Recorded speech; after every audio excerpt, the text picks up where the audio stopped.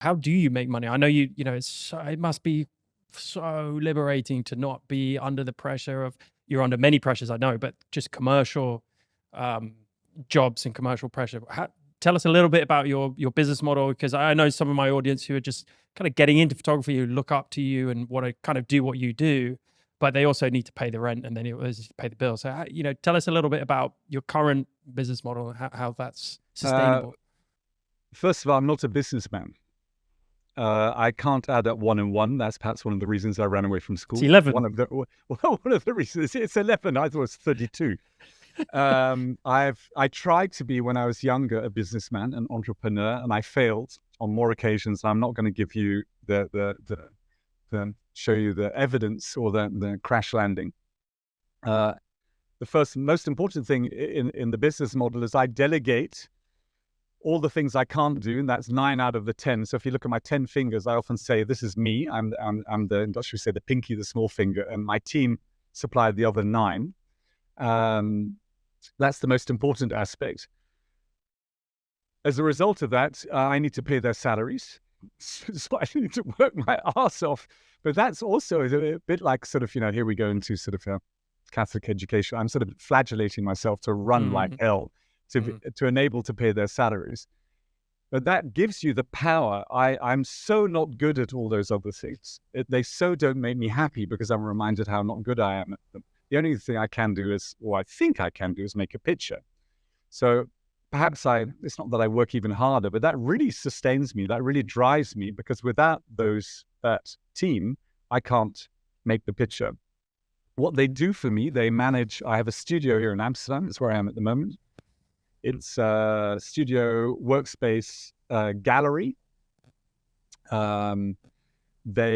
We publish our own books. So we design, invest, publish, and distribute our own books. So that's one very important part of the business model.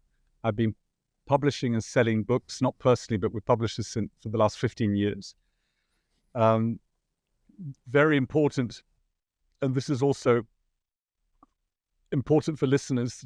As you will enter the artistic world, there's a multitude of people around you that will indoctrinate you mhm. into being insecure. You can't. We will do it for you. And for that, we need a percentage. One of them is publishers. The first few publishers I went to, you ended up earning, not more than a toothpick for every book that was sold. And in some cases, hundreds of thousands of books were sold. And we never earned more than a toothpick, because after a long process of attrition, all that money sort of dissipated. So that business model we flipped. So we will do it ourselves. We will control it. We will make it, produce it, print it, design it, and distribute it. That requires part of the team. It's a very expensive process, but at least you can control the return.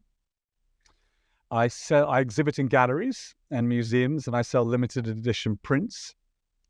That's a very interesting, difficult process. You can do it in one of 2 ways. You can do it yourself, where you can control the business model, or you do it in the artistic world. And when you do it in the artistic world, you have to disconnect from 50 to 60% of the income. But then the Mm. curatorial word validates you, but for that, they earn in return. Yeah. And you have to choose option A or B. Option A is, both options are insecure. Option B, when you do it yourself, you will never perhaps be validated in the artistic or in the curatorial world, because nobody's earning directly from you. But you can perhaps control the narrative. Thirdly, I do quite a bit of public speaking. This is a medium that I fell into accidentally about 10 years ago.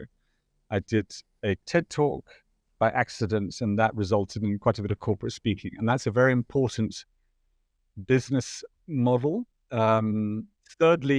Fourthly, I have a small foundation. And once or twice a year, I will take a group of CEOs with me on a journey, and they contribute to the foundation. The foundation is a pot whereby all the excess income that we earn gets put back into, and I return it to the people I work with. So it's this sort of theme of reciprocity. I am given something, I monetize your identity with a picture, but I have to return an element of that monetization. And that's what we do within the foundation. So I think I mentioned this last time. At the end of the month, there's never anything in the pot. There's no pension, there's no savings, there's no mortgage to be paid.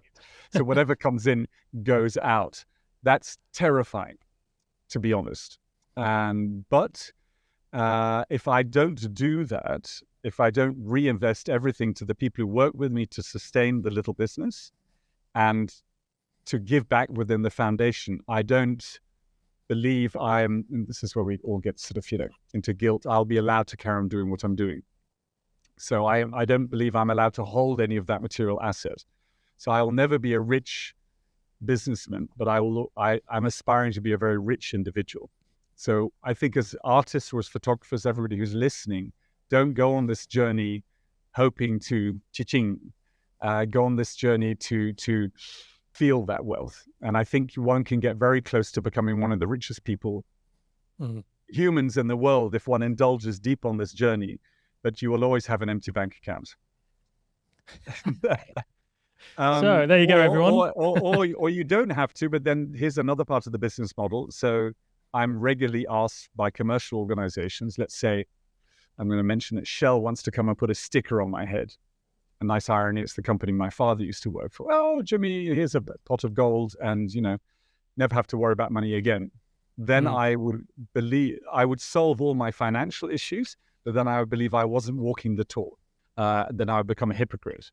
Then I would be using funds and there are a number of other people whose names I'm not going to mention who wallow in their self-worthiness, but behind the scenes, they're being funded by large corporate organizations. And I think that's somewhat hypocritical, but it's for them to feel that and know that without, for me, outing them. I feel very, very strongly you have to not, do that. But that's my own suffering and that's my own journey.